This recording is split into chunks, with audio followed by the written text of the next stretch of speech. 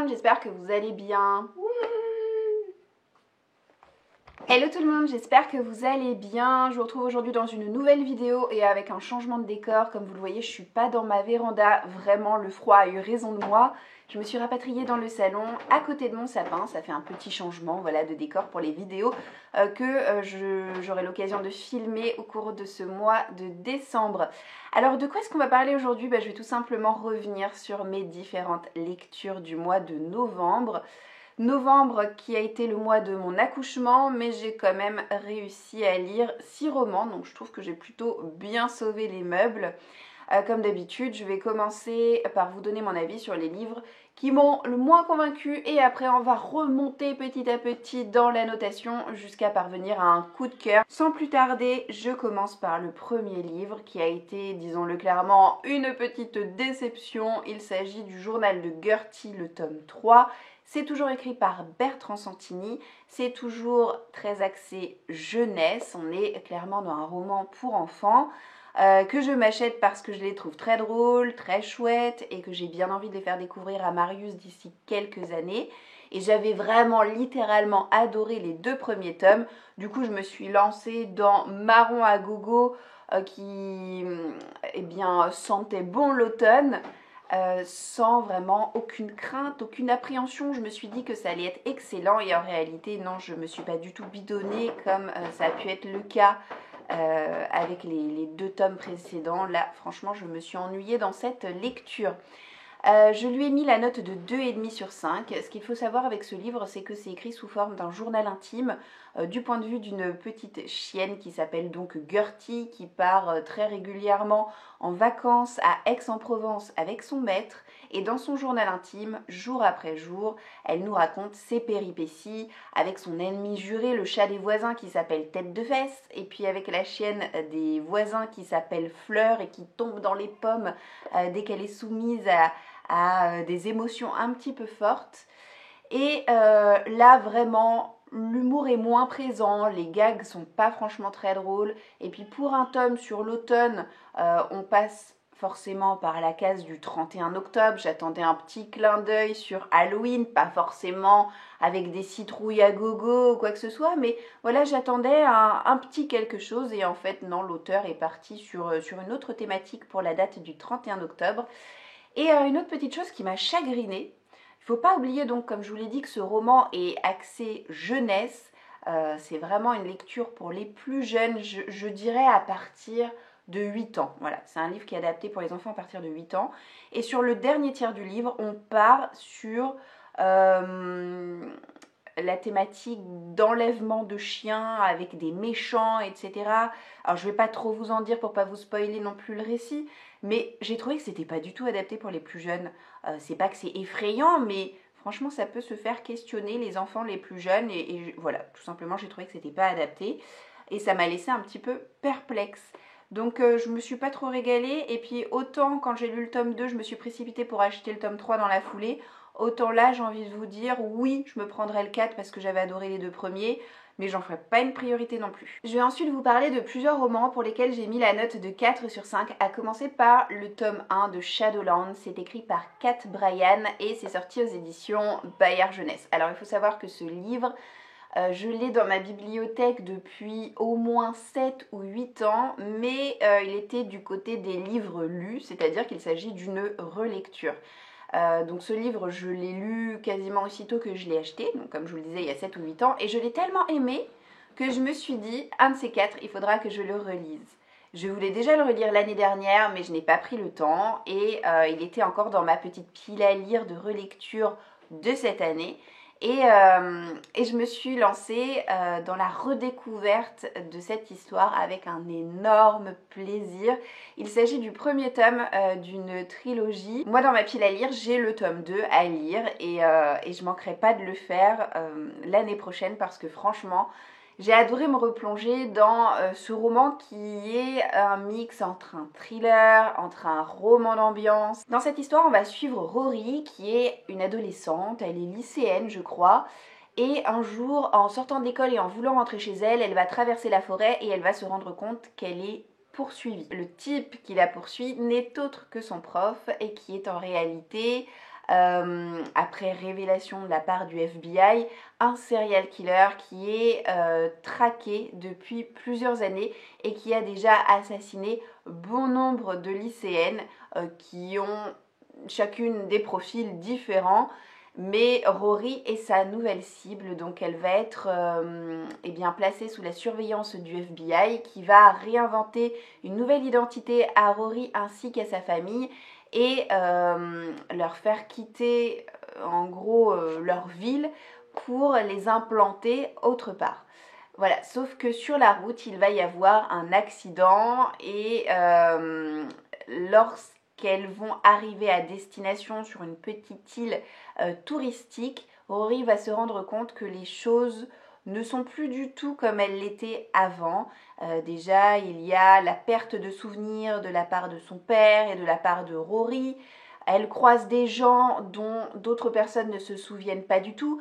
Bref, il y a un côté hyper mystérieux dans cette histoire. C'est vraiment très bien ficelé, c'est vraiment haletant, comme si c'était finalement une lecture pour adultes. J'ai vraiment adoré cette ambiance hyper oppressante, hyper addictive. On a envie de tourner chaque page parce que l'histoire est auréolée de mystère et on veut à chaque fois en savoir plus. Pourquoi est-ce que ce type en veut à Rory? Où est-ce qu'il s'est planqué? Est-ce qu'il va la retrouver? Et puis, qui sont ces personnes qui habitent l'île et qui semblent tellement particulières, tellement mystérieuses? Les habitants de l'île ont l'air d'avoir la science infuse, d'avoir la réponse absolue à un gros mystère qui englobe l'île. Et Rory est très frustrée de ne pas connaître le fin mot de l'histoire. Nous, on va en savoir quelques bribes sur les dernières pages. Donc ça nous permet de patienter tranquillement jusqu'à la lecture du tome 2. Mais c'est vrai que c'est vraiment un livre qui tient en haleine. Et vu que j'avais oublié pas mal de paramètres concernant l'histoire, eh bien j'ai pris d'autant plus de plaisir à la redécouvrir. Petit bémol cependant, qui fait que j'ai mis un 4 sur 5 et pas davantage, même si c'est une excellente note, vous en conviendrez aisément je pense. J'ai trouvé que dans ce livre, il y avait beaucoup de personnages, il y a beaucoup de résidents sur l'île et parfois on s'y perd un petit peu avec les prénoms. Et j'ai aussi trouvé que ces personnages secondaires sont pas forcément extrêmement bien exploités par l'auteur. On n'a pas forcément envie de s'attacher à eux parce que on reste trop en surface tout simplement. Et ensuite il y a autre chose qui m'a chagrinée, c'est que il y a un côté peu réaliste, peu plausible au niveau de l'histoire lorsque le serial killer va être appréhendé. Là où l'auteur fait monter la pression énormément au début et au milieu de l'histoire, eh bien tout est finalement résolu de ce côté-là en un claquement de doigts et ça m'a un petit peu frustrée, je dois le dire. Mais comme je vous le disais, j'ai le tome 2 en ma possession et je pense que je le lirai soit en février, soit en mars, mais je ne vais pas le faire traîner encore longtemps dans ma pile à lire parce que j'ai envie d'avancer sur l'intrigue. J'ai eu l'occasion de découvrir le tome 11 de l'une de mes séries d'urban fantasy chouchou, j'ai nommé Charlie Davidson, écrit par Darinda Jones il y a quelques mois de ça, et j'ai eu envie de mettre un coup d'accélérateur parce que j'arrive à la fin de la série et j'ai donc eu l'occasion de lire l'avant-dernier tome qui m'a valu un beau 4 sur 5. Je dois dire que j'ai préféré ce tome-ci par rapport au tome précédent parce que ça y est, on avance enfin vraiment bien dans l'intrigue et autant vous dire que vu qu'on est quasiment à la fin de la saga, il serait temps de s'y mettre vraiment. C'est ce qui m'avait un peu frustrée à la lecture du tome 11, c'est que c'était chouette, ça avait été un bon moment, mais je voyais pas trop comment l'auteur allait embrayer sur sa fin. Et là, ça y est, vraiment, les choses font plus que se dessiner, on est dans le vif du sujet. Il y a eu beaucoup d'actions dans ce tome 12, beaucoup de rebondissements, et c'est assez frustrant pour moi parce que je peux pas vous en parler en détail, je veux dire, c'est un tome 12, donc qu'est-ce que vous voulez que je vous dise? Je peux pas vous spoiler quoi que ce soit, évidemment pas. Mais vraiment, voilà, essayez de vous exprimer quelques impressions de lecture quand même. C'était très chouette, c'était très très chouette, on fait plein de découvertes.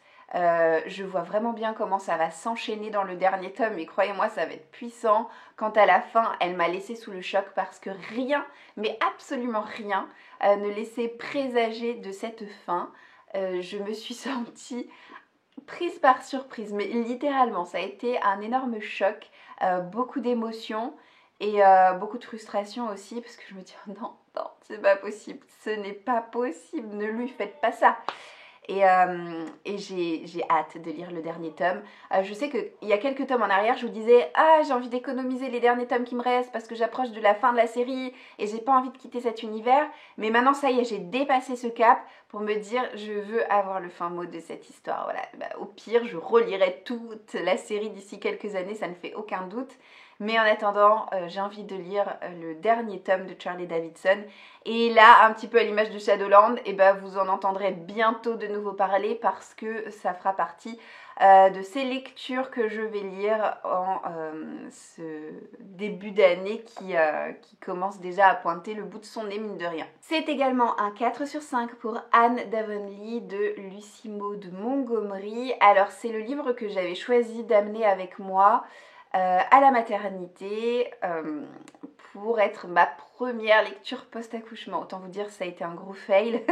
J'ai essayé de faire en sorte que ce soit ma première lecture, mais en fait j'ai eu du mal à rentrer dedans parce que c'est un roman où, vous le savez je pense, il n'y a pas vraiment d'action. C'est plutôt un roman d'ambiance, un roman assez contemplatif, une ode à la nature, une ode à l'enfance et au passage à l'âge adulte. Moi j'adore aussi ce type de roman, mais c'était simplement pas la lecture adaptée pour moi à la maternité. C'est pour ça que je me suis plutôt plongée dans le Charlie Davidson et j'ai lu le Charlie Davidson avant de lire celui-ci. Ça a été quand même la même note, un 4 sur 5, j'ai passé un excellent moment. Une fois que voilà, j'ai pu me reposer un petit peu et me remettre de mes émotions, j'ai pu rentrer plus facilement dans cette histoire. Je l'ai trouvé tout de même moins bon que le premier tome qui m'avait valu un coup de cœur quand je l'ai découvert il y a quelques mois, donc j'ai une petite frustration à ce niveau-là. J'espérais que cette lecture me fasse autant vibrer que m'a fait vibrer le premier tome où l'on découvrait Anne, enfant, orpheline adoptée par Marilla Cuthbert et son frère pour les aider dans leurs divers travaux à la ferme. Sauf qu'Anne ne s'est pas avérée très besogneuse, très précautionneuse au niveau des tâches qui lui ont été attribuées. Anne s'est révélée être une petite fille très sensible, très rêveuse également, qui a besoin de beaucoup de temps pour elle, qui a une imagination incroyable, mais voilà, qui n'a pas un tempérament adapté aux travaux de la ferme. Mais qu'importe, Marilla et son frère se sont énormément attachés à cette petite fille. J'ai apprécié qu'on nous introduise de nouveaux personnages, ça permet de pas se lasser, et puis ce sont des personnages très attachants aussi. On rencontre un monsieur d'un certain âge, monsieur Blair, au début du récit, que j'ai beaucoup aimé, qui a un perroquet qui est très insolent et qui n'arrête pas d'essayer de se moquer de la couleur rouquine des cheveux d'Anne. Et on fait aussi la rencontre de Miss Lavender, qui est une vieille fille d'une 50aine d'années, qui a les cheveux blancs comme neige et qui est d'un même tempérament rêveur que Anne. Vraiment, carton plein pour les nouveaux personnages, dont la personnalité a été très bien travaillée et très bien détaillée par l'auteur. En revanche, petit bémol pour certaines longueurs. J'ai eu notamment du mal, comme je vous l'ai dit, à rentrer dans le récit. Les premières dizaines de pages sont pas franchement palpitantes. Après voilà, ça se réveille un petit peu, tout se met en place. Mais j'ai vraiment senti qu'il y avait une différence avec le premier tome, c'est-à-dire qu'on sent que ce tome 2, c'est un tome de transition où Anne passe lentement mais sûrement du passage à l'enfance dans le premier tome à l'âge adulte, à mon avis, dans le tome 3, puisque dans le tome 3, Anne va partir à l'université. Donc voilà, tome de transition, mes lectures très agréables tout de même, à laquelle j'ai mis un 4 sur 5. Je passe dans le haut du panier, là c'est vraiment la crème de mes lectures du mois de novembre. C'est bien simple, ce livre, c'est pas un coup de cœur, mais c'est pas passé loin, je lui ai tout de même mis un 5 sur 5. Là aussi c'est un tome 2, il s'agit des enquêtes de Lizzie Martin, c'est écrit par Anne Granger et c'est sorti dans la collection Grand Détective de 10-18 et là c'est La curiosité est un péché mortel.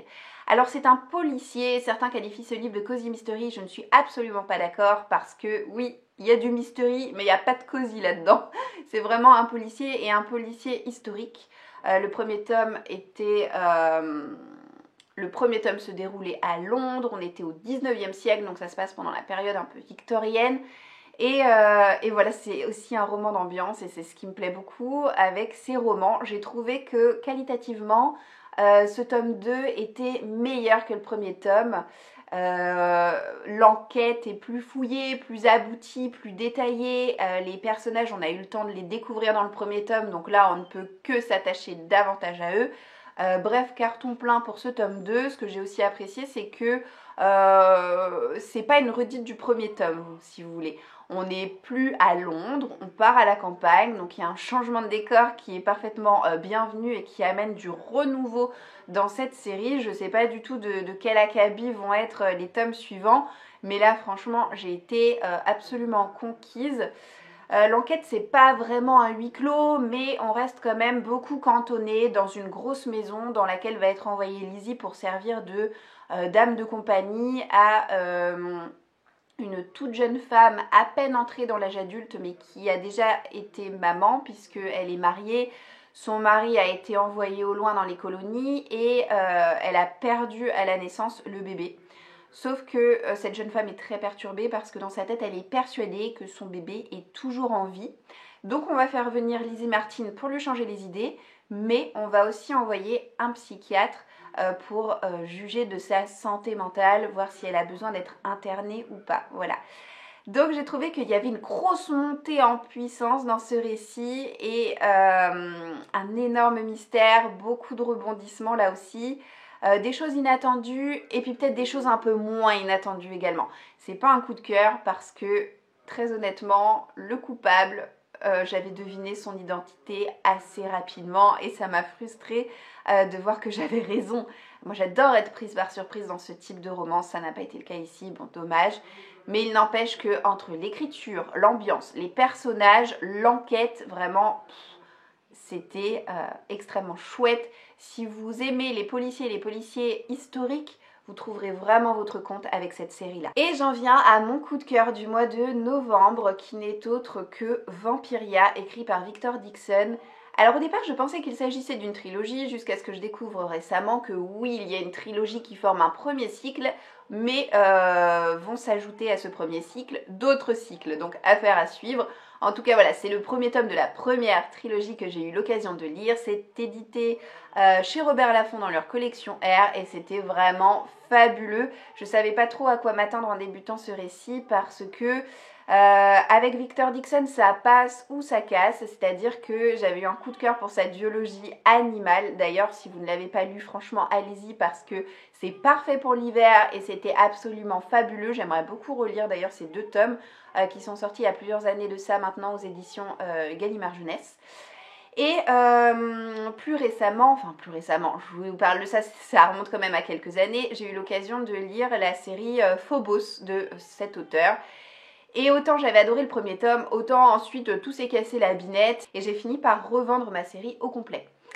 Vampiria, ça fait un moment que ce livre était dans ma pile à lire, enfin dans ma wishlist pardon, et j'ai mis beaucoup de temps à m'acheter ce premier tome, justement parce que j'en étais restée à Phobos et j'avais peur d'être déçue. Vraiment, je ressors conquise. Déjà ce que j'ai adoré, c'est le postulat de cette histoire, puisque le postulat de base c'est bien simple, c'est Louis XIV qui a été transformé en vampire. Et désormais, c'est l'âge des ténèbres qui a commencé depuis presque 300 ans, hein, puisqu'on doit être en 299 depuis la transmutation du roi soleil en vampire. Depuis qu'il a été transformé, il porte un masque, ce masque-ci. Personne n'a la possibilité de voir le visage qui se cache en dessous. Et puis, il n'est pas le seul vampire, c'est-à-dire que certains membres de la noblesse ont aussi été transformés en vampires. Et le peuple doit se faire saigner aux deux bras chaque mois et le sang va être acheminé à Versailles chaque mois pour nourrir les vampires. Voilà, donc il y a une espèce de saignée mensuelle qui fragilise beaucoup le peuple et qui provoque du mécontentement et des mouvements contestataires comme le mouvement de la Fronde. Je vous retrouve après parce que j'entends mon petit Félix qui commence à râler en haut. Je vais aller le chercher et je vous filme la fin de cette vidéo dans la foulée. Dans ce contexte-là, on va suivre une jeune fille qui est d'assez basse extraction. Elle s'appelle Jeanne, elle est fille d'apothicaire. Et en fait, toute sa famille va se faire assassiner parce qu'ils font partie de ce fameux mouvement de la Fronde dont je vous parlais il y a un instant. Jeanne va apprendre l'identité d'une noble qui s'appelle Diane et qui va être nommée pupille du roi. Elle va ainsi intégrer une école assez prestigieuse qui va former des membres de la noblesse pour devenir écuyers et écuyères du roi Louis XIV. Alors, vous le savez peut-être pas, mais enfin si, j'ai eu l'occasion de vous en parler de temps à autre au cours de mes vidéos, mais moi j'adore l'histoire et autant j'adore la période qui couvre l'Antiquité gréco-romaine et autant le siècle des Lumières est également une période qui m'a beaucoup fascinée pendant mon enfance et une partie de mon adolescence. J'ai adoré me retrouver catapultée à Paris, à Versailles plutôt, à la cour de Louis XIV. J'ai adoré découvrir cette école très particulière.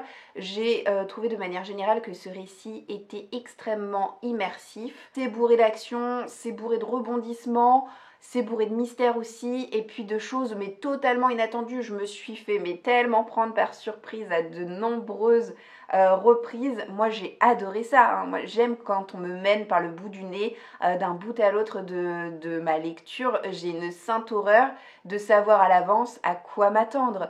Donc vraiment ce livre il ne m'a pas fait long feu. J'ai beau avoir un nouveau-né à la maison, je l'ai grignoté à toute vitesse. Dès que j'avais 5 minutes de libre, je retournais dedans, mais avec beaucoup de plaisir. Victor Dixon réinvente à merveille le mythe du vampire. Il sort complètement des sentiers battus. C'est pas un énième bouquin sur les vampires qu'on a déjà lu au moins 30 fois. Non, là c'est novateur, c'est addictif et vraiment mes cartons pleins pour cette lecture. Je découvrirai le 2e volume avec beaucoup de plaisir. Encore faudrait-il que je me l'achète, mais je pense que ce sera fait sous peu parce que franchement... je suis sortie de cet univers, mais j'ai qu'une envie, c'est y retourner le plus vite possible. Donc voilà, si vous aimez la thématique, si vous aimez le côté historique et si vous avez envie d'un récit assez mystérieux, assez sombre, sachez aussi que c'est sanglant, hein. Voilà, si vous êtes un petit peu chachotte, c'est peut-être pas franchement une lecture à mettre entre vos mains, mais si vous savez faire abstraction de l'hémoglobine, je pense que vous y trouverez vraiment votre compte parce que ce livre réunit bon nombre d'ingrédients qui m'ont favorablement conquise. Voilà, et c'est avec ce livre que je termine cette vidéo. On a déjà fait le tour de mes lectures du mois de novembre. J'espère que cette vidéo vous aura plu. N'hésitez pas comme d'habitude à me laisser un petit pouce en l'air, à me laisser un petit commentaire pour me dire ce que vous avez pensé de cette vidéo. Si vous avez lu certains des livres dont je vous ai parlé, j'aimerais beaucoup connaître votre avis. En attendant, je vous souhaite de passer une très bonne journée et comme d'habitude, je vous dis à très bientôt dans une nouvelle vidéo. Ciao, ciao!